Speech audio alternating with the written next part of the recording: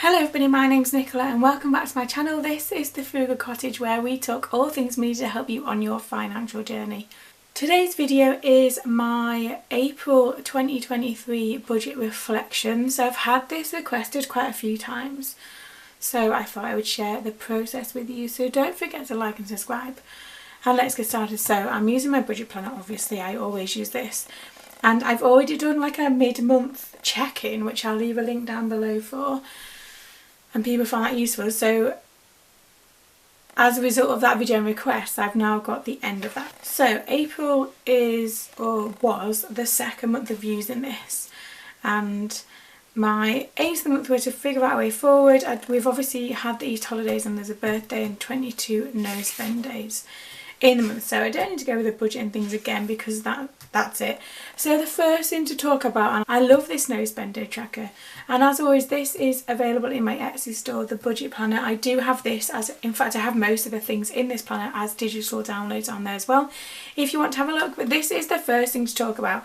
So my aim was 22 and actually I managed to get 20 in the end for April, but we were quite busy in the end, especially towards the end of the month, so I'm okay with 20, but I really like the visual representation of, is it going well, is it not going well? If there's more no's and yeses, especially in the first kind of 10 days or so of the month, I know that I need to kind of really kind of knuckle down on not spending and get that better, and so the visual aid for me works really well. I've also got a heart themed one on Etsy as well if you want to have a look, but that's the first one. And then I talked about the first 2 weeks. Remember, I highlight my different categories, so there's cat is green this month, household is purple. I just use these mild line highlighters, I've had them for ages.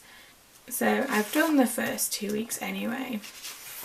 And so week three my aim was just to stay on track.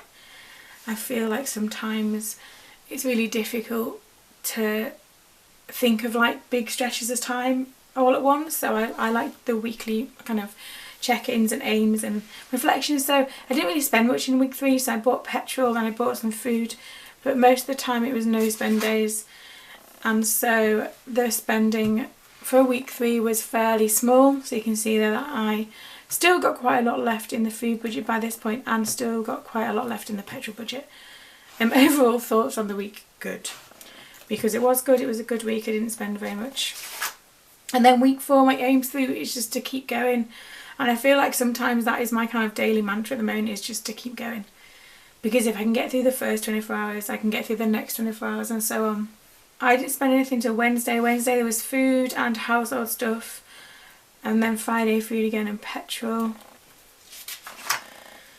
And then you can see there. So I didn't fill in the remaining for week 4 purely because it wasn't week 5 in April. I didn't fill in any of that because there was no need in that, but I guess the most important page in this is this. So the monthly reflection is one of the most important pages in the budget planner, and this is where you really can reflect on what's going well and what isn't. So for variable expenses, so food, I spent £106.10 in April on food for the 3 of us. So that meant I had £33.90 remaining in the food budget. Petrol, £86.32, but mainly because my dad, bless him, has put some petrol in my car this month because he knows that I'm struggling a lot at the moment with money. So I had £63.68 left over. And then household, in the end I spent £58.20 in household, which was way over what I had budgeted for. So you can see that I am minus, as in I've gone over by £38.20. Cats, thanks to some lovely people who've bought things off my Amazon wish list, the cat budget was, I kind of spent £12.48 right at the beginning of the month, and then I haven't needed to touch the rest of that, so thank you if you're one of those. Children, £79.79, so some of that was school holidays, some of that was new clothes, so I'm over budget there, but their budget used to be a lot higher and I just can't afford it to be any longer, but that's over by £49.79. And eating out, that's when we went to the cinema and we went out for lunch afterwards, and that wasn't a planned spend, but it was really nice, so I don't regret that at all. 20 no spend days, I love a no spend day. Extra income 0, and then things to do differently next month is I need to spend less, and I've done May's budget and looked at the numbers, and I'm going to have to, whether I like it or not. And I'm not entirely sure where to make any more savings in terms, obviously eating out I can, but I need to be really mindful of everything else, and I've done a little sum here. So there are 3 green and 3 red in the budget numbers on there, and so green obviously is stuff that I got remaining, and the red are the ones that I've gone over.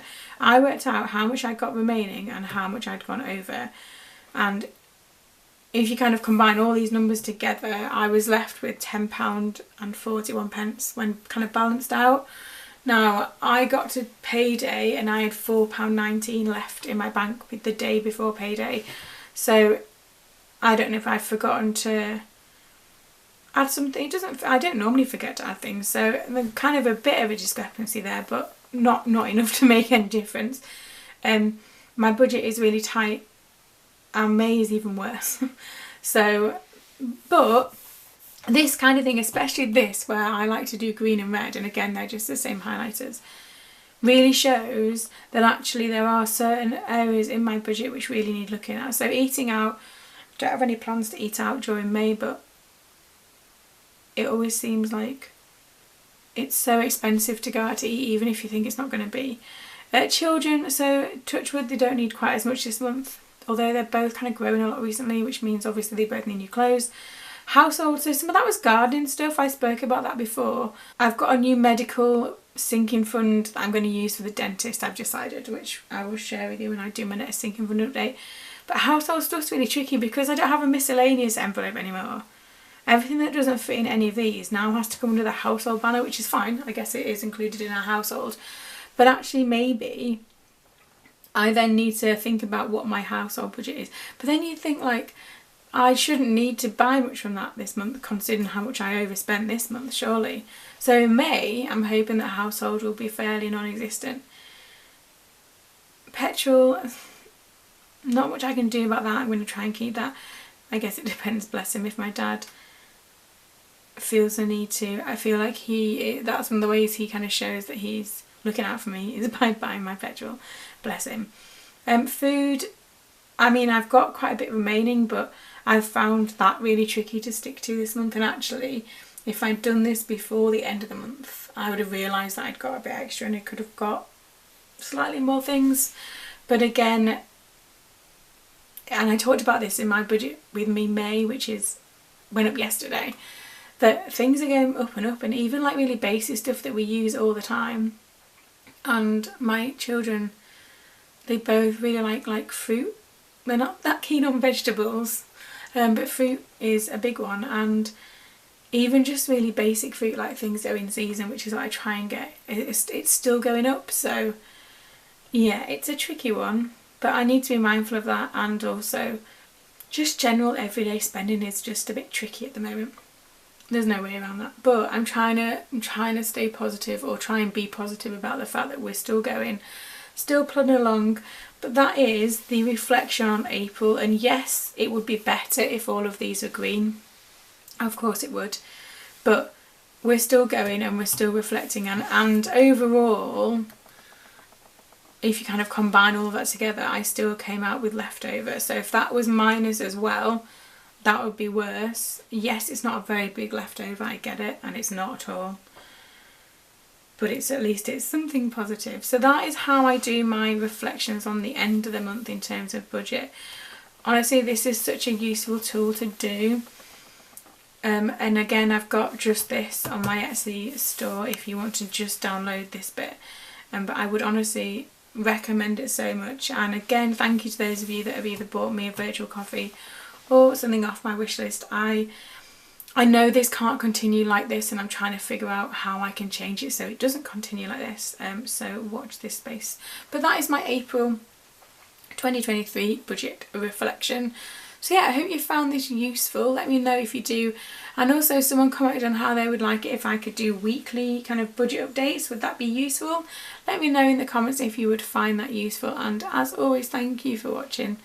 Don't forget to like and subscribe, and I'll see you again very soon.